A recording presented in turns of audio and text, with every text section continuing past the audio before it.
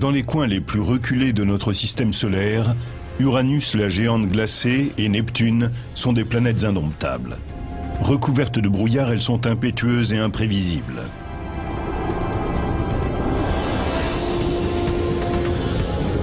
Sur Neptune, on trouve les vents les plus rapides du système solaire. Sans prévenir, son grand point noir apparaît ou disparaît. Uranus possède un grand nombre de lunes qui se pressent autour d'elle. Des collisions sont inévitables.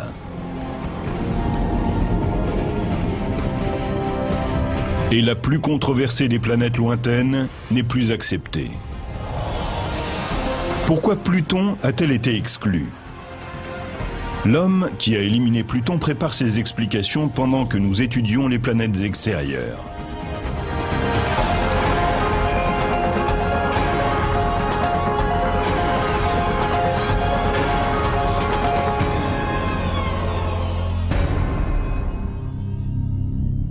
Voici l'homme qui a éliminé Pluton.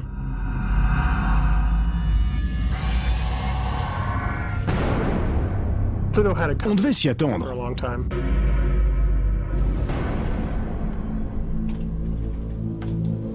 Chercheur à l'Institut californien de technologie, le Caltech, Michael Brown, après une série d'études, a supprimé Pluton de la liste, réduisant à 8 le nombre de planètes du système solaire. Pluton, petite planète glacée et isolée, n'avait aucune chance de survivre. Elle devait être supprimée. Et elle l'a été.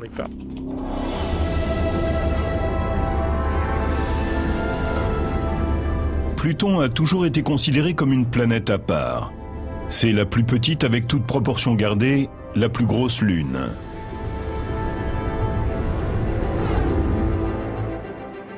Son orbite est la plus inclinée de toutes et la plus excentrée. Son orbite est ovoïdale. L'orbite de Pluton l'approche ou l'éloigne du Soleil, toujours très nettement. Pendant des décennies, telle une aiguille dans une botte de foin, elle avait échappé à la science. Neptune, la 8e planète du système solaire, fut découverte en 1846. Et les astronomes du début du siècle étaient certains qu'il en existait encore une. Percival Lowell lança la découverte de Pluton depuis son observatoire. Il pensait qu'une planète inconnue perturbait les orbites d'Uranus et de Neptune. Lowell meurt avant de l'avoir découverte, mais son assistant Clyde Tombaugh poursuit ses recherches.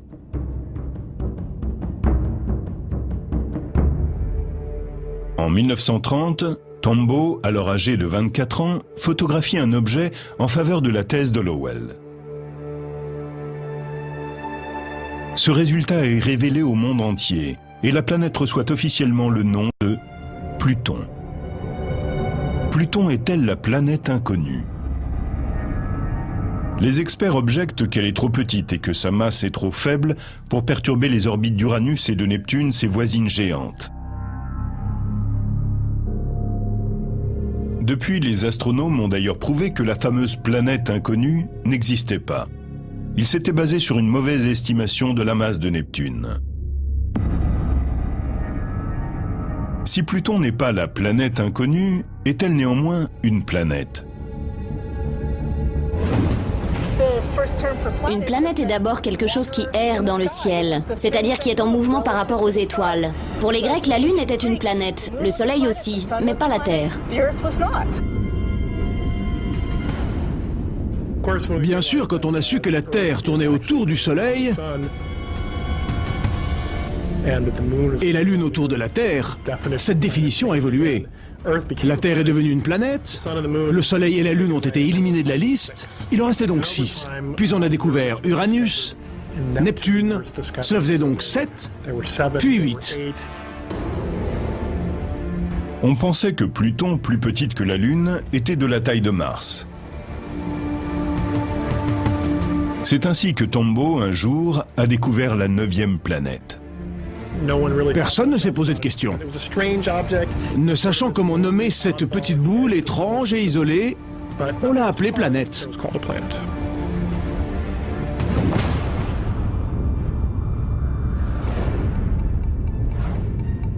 Très éloigné du Soleil, Pluton doit son nom au dieu romain des ténèbres.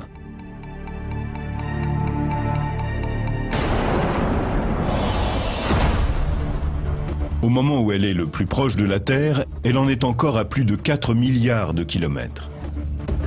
Son diamètre est d'environ 2400 km, soit la moitié des États-Unis. Sa révolution autour du Soleil dure 248 ans. Un jour sur Pluton est l'équivalent de 6,5 sur la Terre. Un homme de 68 kg n'en pèse plus que 5.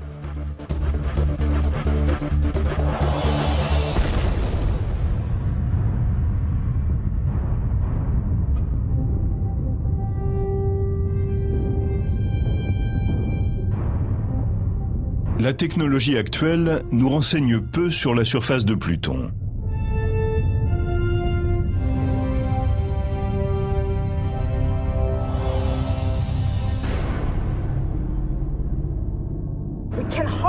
Pluton est très difficile à observer. Même avec le télescope spatial Hubble, on obtient une image de quelques pixels seulement. À certains endroits, elle est noire comme du charbon. À d'autres, elle scintille comme de la neige.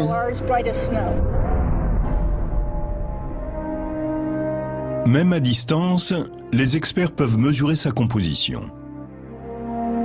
Les parties brillantes de son sol seraient composées de 3 sortes de glace.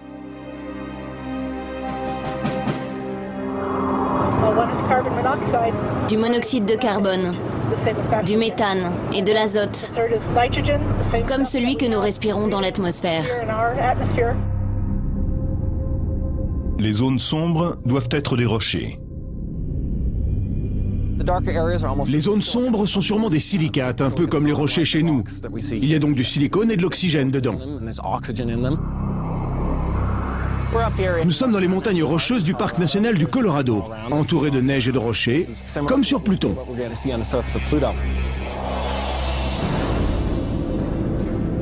Sur Pluton, un promeneur découvrirait un endroit très sombre, malgré la neige. Pluton est 34 fois plus éloigné du Soleil que la Terre. Cela signifie que la lumière qu'il atteint est 1000 fois moins forte.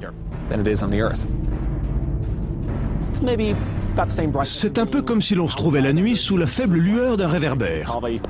On arrive à lire, mais ce sera plus facile avec une torche frontale. Son éloignement du Soleil en fait un des lieux les plus froids du système solaire, avec une température de moins 195 degrés. La gravité sur Pluton est beaucoup plus faible que sur Terre, en raison de sa petite taille et de sa densité.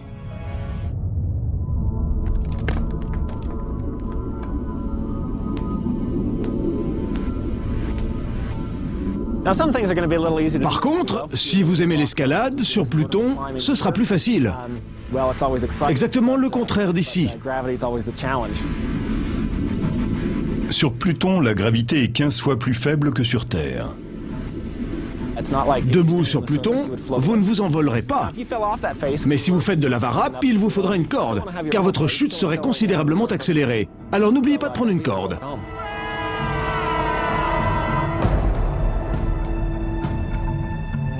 Les chercheurs rêvent de gratter le sol de Pluton et de recueillir des échantillons, car dans ces roches se cache un pan entier de l'histoire du système solaire.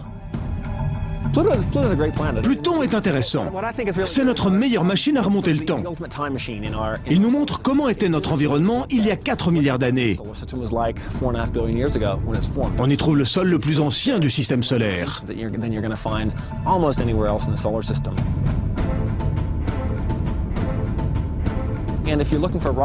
Vous ne trouverez jamais sur Terre un rocher vieux de 4 milliards d'années, car la Terre se recycle continuellement.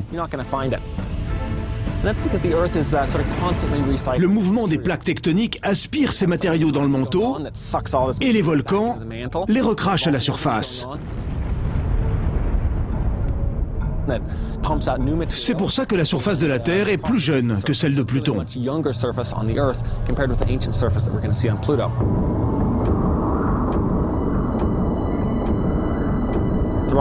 Les rochers sur lesquels nous sommes assis ont été recyclés par les hautes pressions. Sur Pluton, c'est plus primitif. Primitif, mais pas récent. Pluton est criblé de cratères.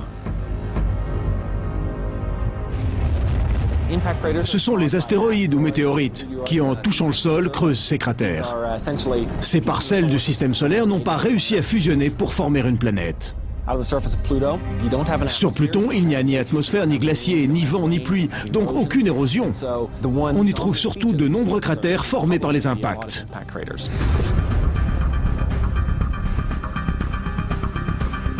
La surface grêlée de Pluton se transforme lorsque son orbite s'approche du Soleil. Cet apport de chaleur provoque l'évaporation partielle des gaz gelés et donne naissance à une atmosphère éphémère. Quand Pluton s'éloigne du Soleil, les gaz gèlent et retombent au sol.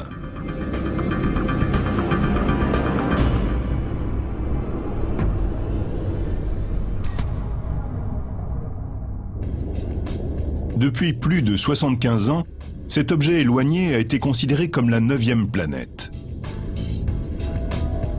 Pourquoi ce petit rocher glacé a-t-il été tellement controversé?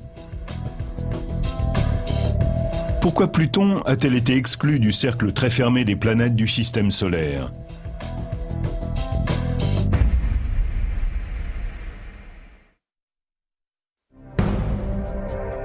La remise en question de son affectation a commencé dans ce bureau tranquille du campus de Caltech à Pasadena. Mais l'astronome Michael Brown n'a jamais voulu éliminer une planète. Avec le télescope de l'observatoire du mont Palomar qui mesure 121 cm, il cherche un objet de la taille de Pluton au fond du système solaire.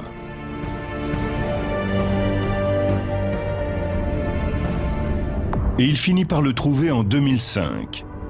Il découvre un objet plus gros que Pluton avec sa propre lune, tous deux tournant autour du Soleil. J'étais en train de regarder des photos prises par le télescope quand je l'ai découverte. C'était excitant. Et d'après les calculs, elle était plus grande que Pluton. J'ai tout de suite attrapé le téléphone pour appeler ma femme et lui annoncer que j'avais trouvé une planète. Si depuis 75 ans, Pluton est reconnu comme une planète, pourquoi l'objet découvert par Michael Brown ne l'est-il pas lui aussi? J'ai pensé que c'était la 10e. Et longtemps, je l'ai décrite comme telle. C'était une planète et je pensais vraiment avoir découvert la 10e.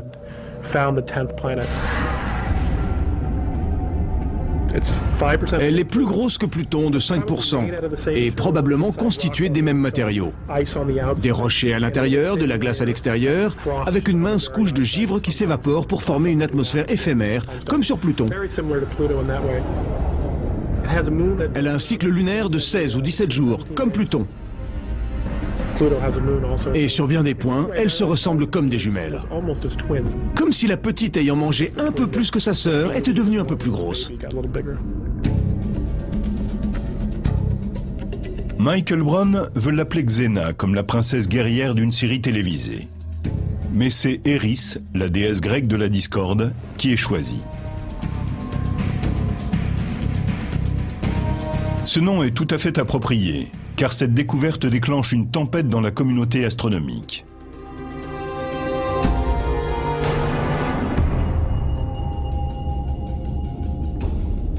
La définition du mot planète est âprement discutée. Eris deviendra-t-elle la 10e planète, ou tous les objets de la taille de Pluton seront-ils renommés? Le sujet est débattu en 2006 lors de la conférence de l'Union internationale des astronomes à Prague. Et un vote permet, pour la première fois, de définir scientifiquement le mot planète. Ceux qui sont pour la résolution 6A, définissant une nouvelle catégorie d'objets transneptuniens, dont Pluton est le prototype, levez la main. Nous préconisons d'affecter Pluton et les autres objets transneptuniens à une catégorie spéciale. On n'a rien décidé pour Pluton, malgré ces nouveaux éléments qui auraient dû la rendre moins intéressante. C'est la découverte d'Eris et d'autres objets de grande taille dans la ceinture de Kuiper qui ont justifié ce débat parmi les chercheurs. La ceinture de Kuiper est une zone près de Pluton d'une largeur de 5,6 milliards de kilomètres. On y trouve des centaines d'objets glacés, le premier ayant été découvert en 1992.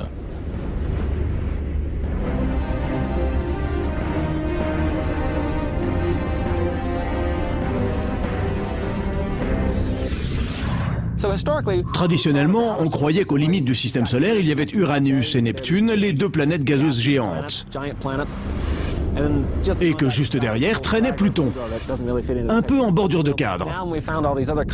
Avec tous les objets découverts dans la ceinture de Kuiper, on sait maintenant que Pluton est le premier de ces très nombreux objets glacés de petite taille.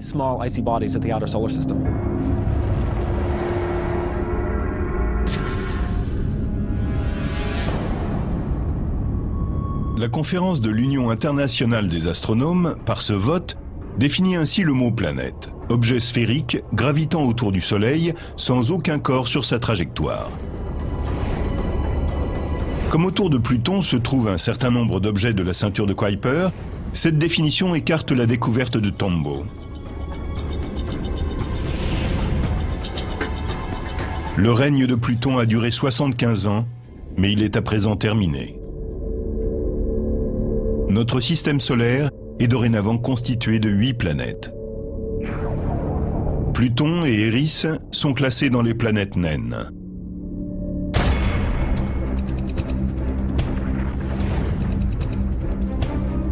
Les planètes naines sont comme les autres, mais elles ont d'autres corps sur leur trajectoire.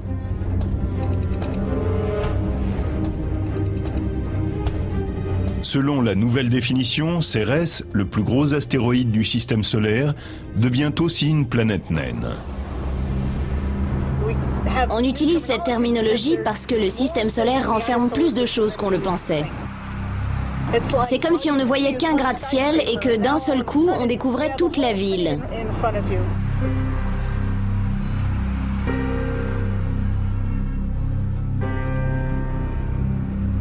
Nous avons maintenant une ville entière remplie d'objets célestes.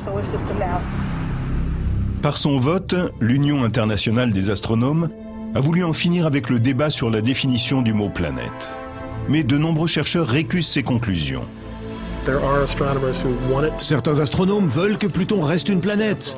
Ils sont sur la brèche et profitent de toutes les occasions pour le faire savoir. Pour moi, Pluton est une planète.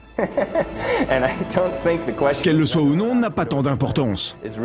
Fondamentalement, ce n'est pas un problème scientifique. Mais bizarrement, cette question de dénomination est devenue un sujet émergent de l'astronomie.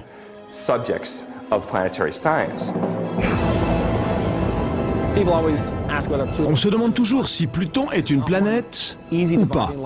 Aucune frontière ne dit que de ce côté c'est une planète et pas de celui-là. C'est comme le rapport entre une pierre et un caillou. Le besoin de définir ce mot est plus une question sociologique que scientifique.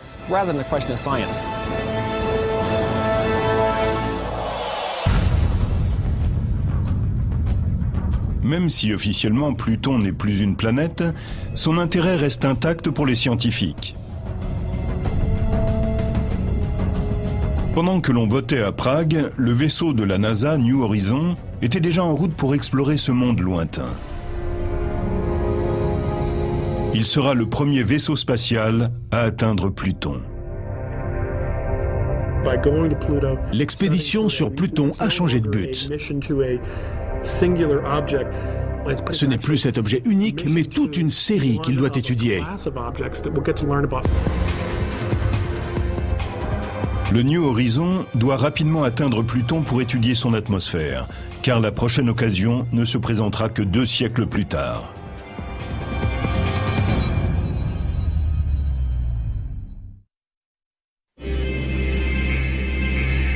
Le New Horizon a rendez-vous avec Pluton. Nous avons confirmation de la séparation du vaisseau.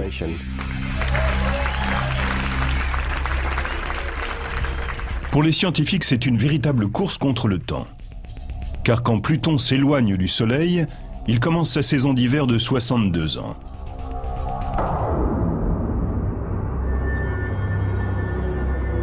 C'est alors que l'atmosphère de la planète naine gèle et retombe à la surface.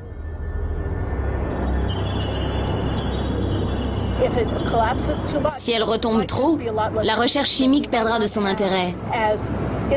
Nous voulons connaître la température, la composition, la structure et les vents de son atmosphère. Pour être dans les temps, le New Horizon file à plus de 62 000 km/h, soit 19 km/s. À cette vitesse, on irait de Los Angeles à New York en 3 minutes et demie.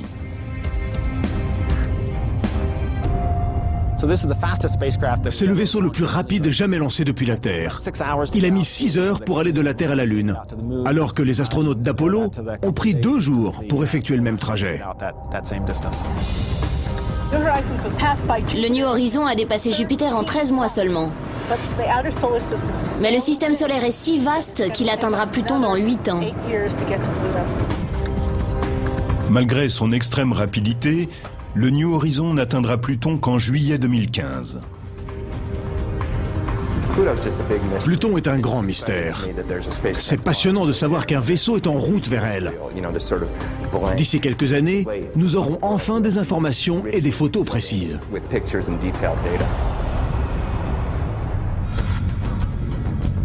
À 6 milliards 4 millions de kilomètres de Pluton, Uranus est d'un bleu marbré hypnotisant. Sa beauté est différente de celle des autres planètes. C'est une boule géante, au contour flou. Elle est bleu pâle dans l'obscurité spatiale, d'un bleu étonnant sur une surface sans aspérité.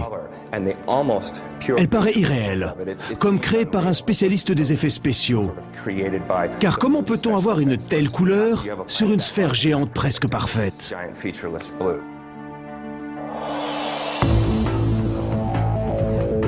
Uranus est à environ 3 milliards de kilomètres de la Terre. Son diamètre est de 53 000 kilomètres, 4 fois celui de la Terre. Elle effectue sa révolution autour du Soleil en 84 ans.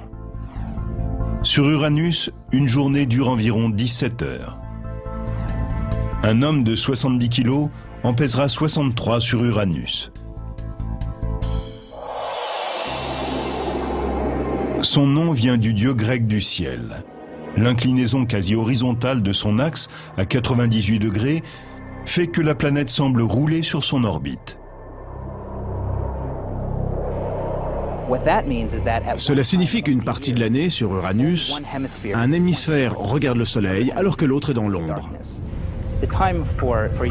La révolution d'Uranus étant de 84 ans, un pôle est face à la lumière pendant environ 40 ans, tandis que l'autre est dans le noir.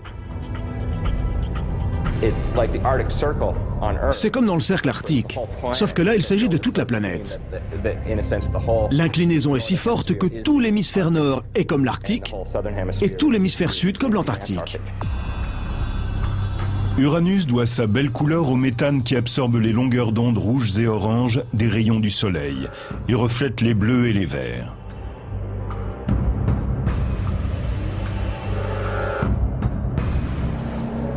Et cette apparence de douceur vient du brouillard qui l'entoure, comme dans les grandes villes.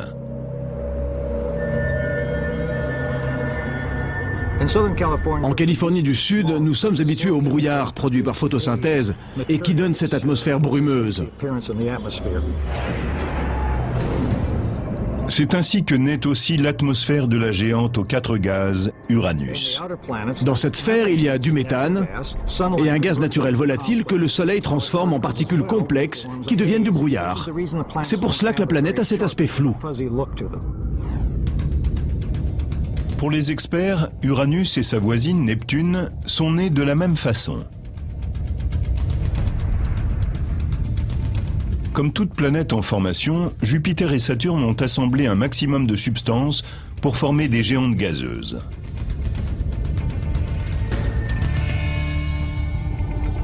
En grandissant, les orbites de Jupiter et de Saturne ont déstabilisé tout le système planétaire. Le dynamisme de leur interaction a expulsé Uranus et Neptune au fond du système solaire, où elles ont absorbé de nombreux objets glacés. À l'origine, elles contenaient beaucoup de gaz. Et au cours de leur formation, elles ont capturé des matières glacées et des rochers. Cette enveloppe d'hydrogène et d'hélium, et aussi de méthane et d'azote, entre autres, renferme beaucoup de matériaux glacés. Ce sont ces noyaux glacés d'Uranus et Neptune qui leur valent le nom de géantes glacées. Mais il ne faut pas croire que ces planètes sont solides et qu'un astronaute pourrait marcher dessus.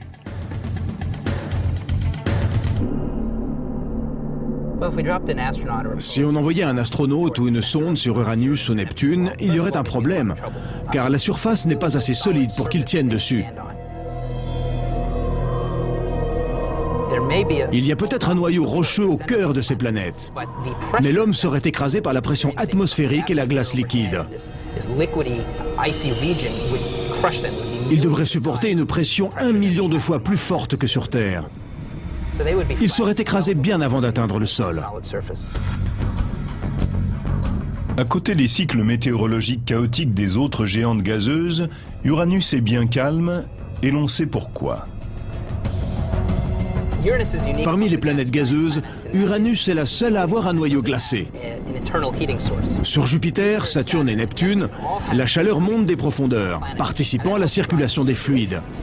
C'est pour cette raison que sur ces trois planètes, on peut observer des bandes parallèles. Sur Uranus, cette source de chaleur n'existe pas. Uranus est la première planète découverte par l'astronome William Herschel grâce à un télescope en 1781. À l'époque, on ne connaissait que 6 planètes visibles à l'œil nu. Herschel aperçoit Uranus pour la première fois à travers un télescope qu'il a fabriqué lui-même. Musicien et opticien professionnel, Herschel était aussi astronome amateur. Il avait les connaissances et la technique nécessaires pour fabriquer les meilleurs télescopes qui soient pour l'époque. La découverte d'Uranus est primordiale, parce que c'est la première planète découverte par télescope. Les anciens ignoraient totalement cette technique. En 1977, les astronomes du vaisseau observatoire Kuiper de la NASA font une autre découverte en dirigeant leur télescope vers Uranus. Ils commencent à observer le passage de la planète devant une étoile, un phénomène courant. Mais quand Uranus s'approche de l'étoile, celle-ci se met à clignoter.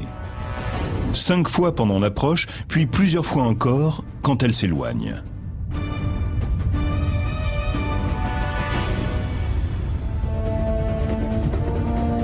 Quelle est la cause de ce phénomène? L'étoile clignotante passe derrière 5 anneaux, ce qui n'a été observé que sur Saturne.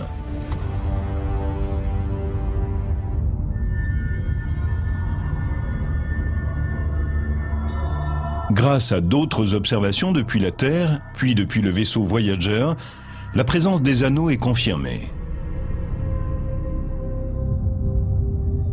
Et en 2005, grâce au télescope spatial Hubble, on trouve un autre groupe d'anneaux, 2 fois plus éloignés que les précédents.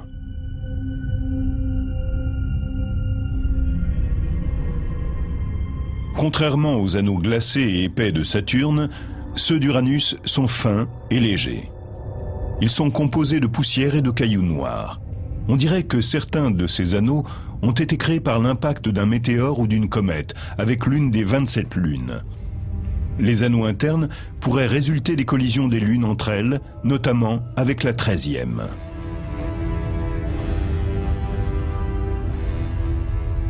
Elles sont nombreuses autour d'Uranus. Très petites, leurs cycles sont très rapides, d'environ 24 heures. D'autres lunes filent autour d'Uranus en 12 heures seulement. Notre cycle lunaire est de 28 jours, sachant que la Terre est 4 fois plus petite. Les lunes d'Uranus foncent comme des bolides autour de la planète. Tôt ou tard, une collision est inévitable.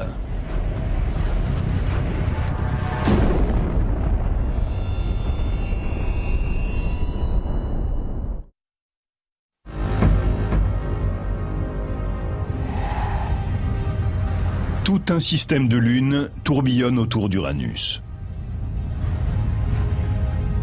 Au cours de la dernière décennie, on a constaté d'importants changements dans leur trajectoire. Les chercheurs pensent qu'un jour, 2 lunes se percuteront certainement. On peut s'attendre à une collision dans 1 ou plusieurs millions d'années. Je pense surtout à Cupid et Belinda, 2 petites lunes aux trajectoires très proches. À quelques kilomètres l'une de l'autre, elles finiront probablement par se percuter sous l'effet de la gravitation.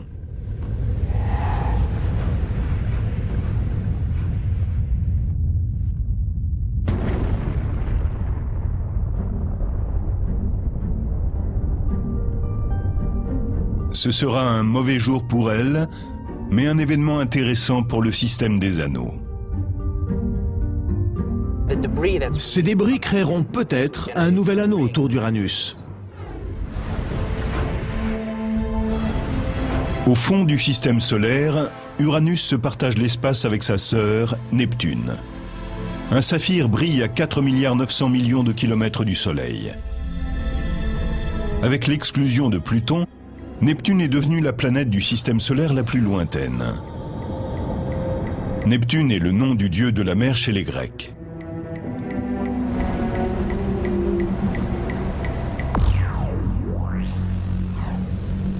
Elle se trouve à 4,3 milliards de kilomètres de la Terre.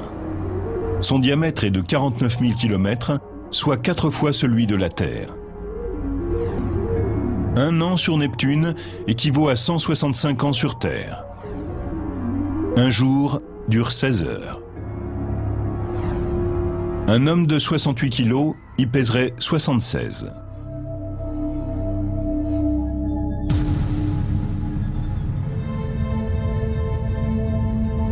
Comme toutes les planètes extérieures, Neptune tourne plus vite que la Terre. Sa rotation rapide favorise les vents violents. Sur Neptune, les vents sont plus rapides que partout ailleurs. Les vents vont parfois à plus de 1600 km/h et fréquemment à 1200 km/h. On ne sait pas pourquoi. C'est un mystère. Les spécialistes se demandent pourquoi la vitesse des vents sur Neptune est plus forte que sur les autres planètes. Ils sont 3 fois plus rapides que les turbulences de la grande tache rouge de Jupiter.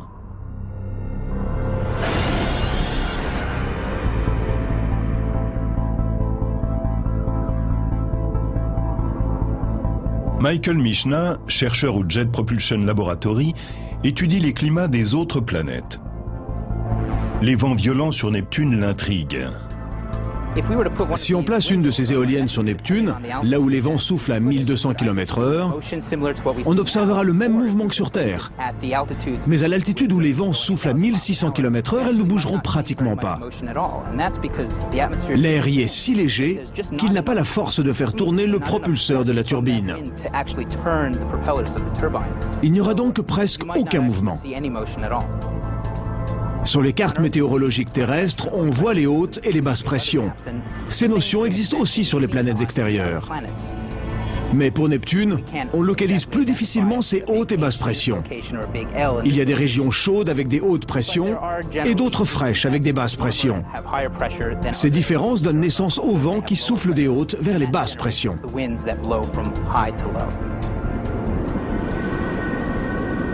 Un vent se forme lorsqu'une source d'énergie chauffe l'air. Sur Terre, c'est le Soleil.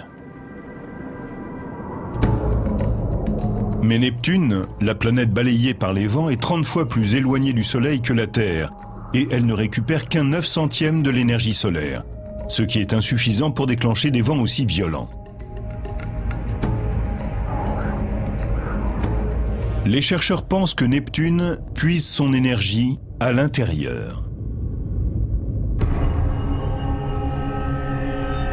Grâce à Voyager 2, on sait qu'elle dégage autant d'énergie de l'intérieur qu'elle en reçoit du Soleil. Si l'on compare avec les autres planètes, c'est ici que l'on observe le rapport le plus important entre les échanges d'énergie. Neptune possède de nombreuses sources de chaleur. Elles proviennent de la radioactivité de ses matériaux internes et de processus chimiques. Pourquoi Neptune dégage-t-elle autant de chaleur?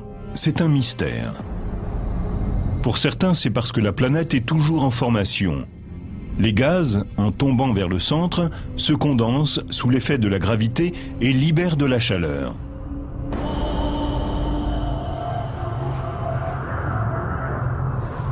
Cette source de chaleur explique aussi la montée des gaz dans l'atmosphère, ce qui entraîne de fascinantes figures nuageuses. Des nuages d'un blanc brillant apparaissent dans l'atmosphère. Il y a différentes régions de bandes brillantes ou sombres à sa surface. On détermine les latitudes à la clarté des zones.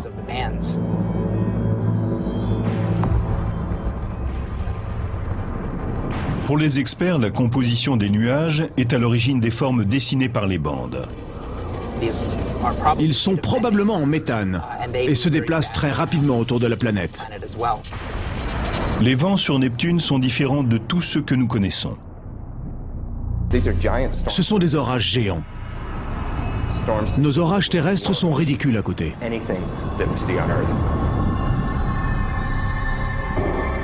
En 1989, Voyager 2 a pris la photo d'un orage géant sur Neptune qui a bouleversé les astronomes de la mission.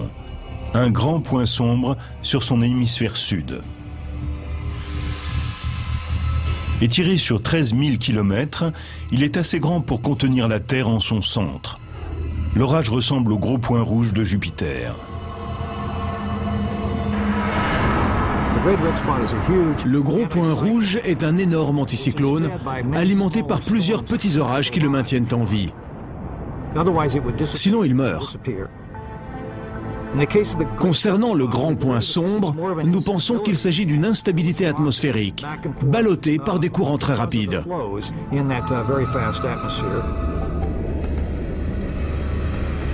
5 ans après la découverte du point sombre, les professionnels ont eu une autre surprise. Le télescope spatial Hubble se tourne vers Neptune et découvre que le plus gros orage de la planète a disparu.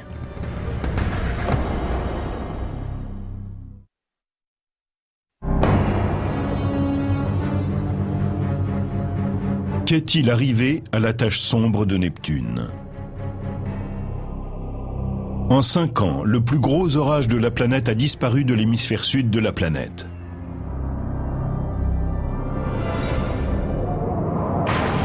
Mais cela ne signifie pas la fin des orages géants sur Neptune. Les astronomes, grâce au télescope Hubble, ont remarqué un nouveau point sombre.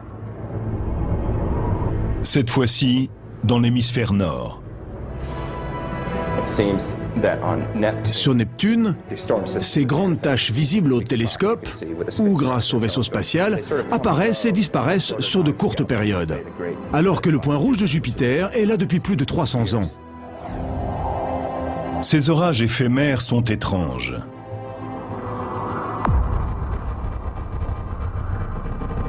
La taille de cette grande tache sombre a varié de plusieurs milliers de kilomètres carrés en 8 jours. Et sa forme a changé également.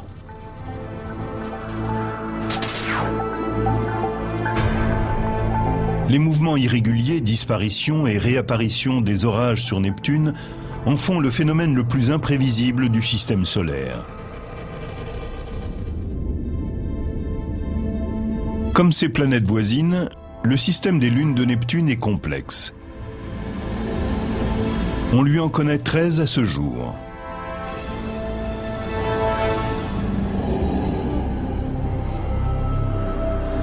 Certaines pourraient être d'origine extrasolaire.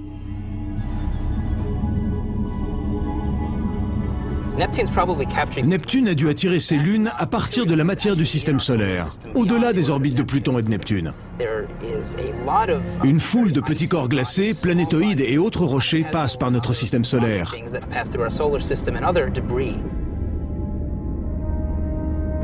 De temps à autre, ils s'entrechoquent et leurs fragments sont projetés à travers le système solaire. Certains de ces corps glacés se transforment en comètes, Mais si l'un d'eux est poussé dans une certaine direction à un moment précis, il peut être attiré par une planète et devenir une de ses lunes.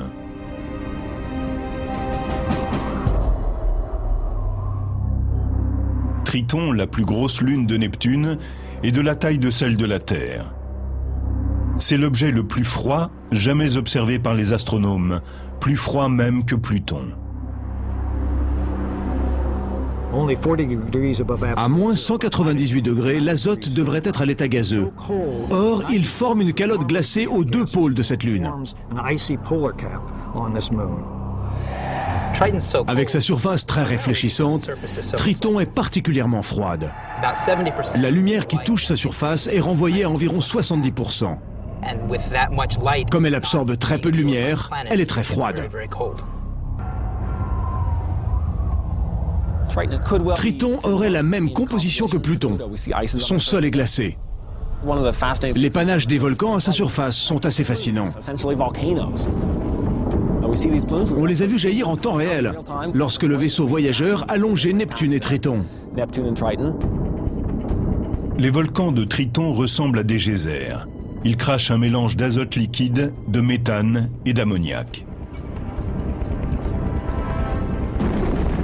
Dans cette atmosphère légère, ces éruptions gèlent dès leur jaillissement. Elles s'élèvent jusqu'à 8 km de haut. Une fois dans l'air, la glace peut être transportée sur des kilomètres, puis elle retombe en neige.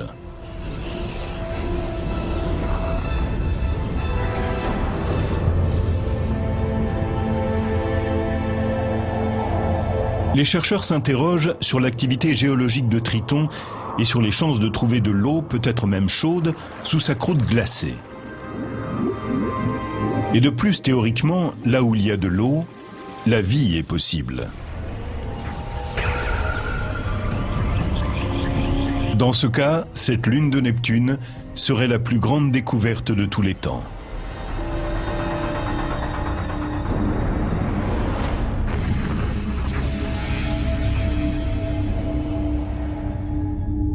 Mais entre les travaux en cours et la durée des voyages, on retournera sur Uranus ou Neptune dans seulement 20 ans.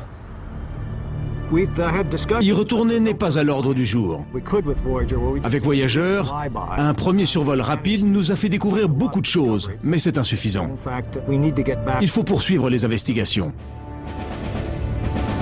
Entre-temps, les spécialistes sont concentrés sur le New Horizon, qui file vers Pluton comme Voyager. À bord, en plus d'une multitude d'instruments scientifiques, il y a une urne funéraire avec les cendres de celui qui a découvert Pluton, Clyde Tombaugh, mort en 1997 à 97 ans. Même si je ne participe pas à la mission New Horizons, je la trouve passionnante. Nous ignorons totalement à quoi peut ressembler le sol de Pluton. C'est pour cela que la série de photos en gros plan est très importante. C'est en envoyant des vaisseaux, des sondes et des télescopes aux confins du système solaire qu'on déchiffre l'univers.